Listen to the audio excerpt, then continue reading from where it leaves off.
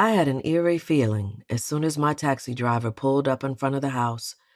The steely sky was thick with snowflakes, and the thought of leaving the cab and walking to the door made me shiver. The whole drive over, a voice inside me had been saying, "Don't do it. Don't go in there, girl. You don't need anything from him." But on that cold January morning in 1993, I had no choice but to ignore the warnings. I needed my ex-fiancé to give me back my belongings. They were all I had. A few weeks earlier, I had told Larry that I was ending our relationship. Years of arguments and abuse had finally convinced me that my 2 daughters, my unborn son, and I were better off on our own. I was 5 months pregnant when I left the home we shared on Long Island and moved to a hotel nearby. Since then, I had been living in a small room with 7-year-old Morgan and 2-year-old Melissa. I spent that time wondering how my children and I would survive.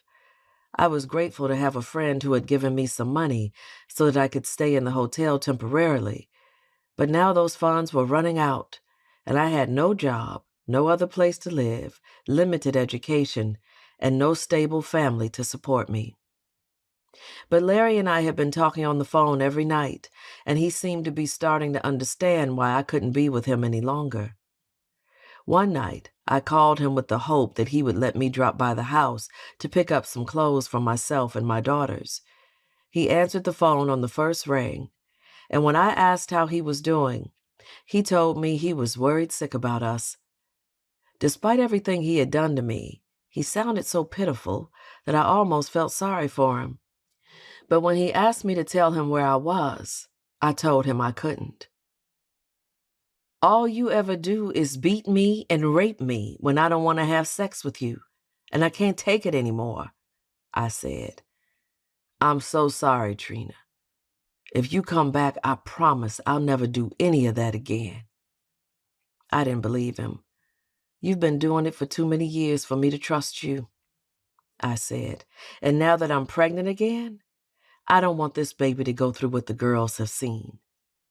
I need a better life for us. I just love you so much." He was sobbing now. "The thought of not being with you makes me crazy."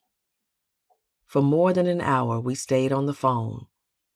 "Please come home," he kept saying. "Please." But the sound of his voice made me sick. Now that I had gone several weeks without seeing him, I knew I was strong enough to survive on my own, no matter how hard it might be. We talked a few more times over the next several days, and Larry finally stopped begging me to come home. All he wanted now, he said, was to be part of our children's lives. When I asked him again if I could stop by our house and pick up some clothes, he agreed, so I said I'd come over the next morning. After that, I told myself I would cut our ties for good and begin to rebuild my life.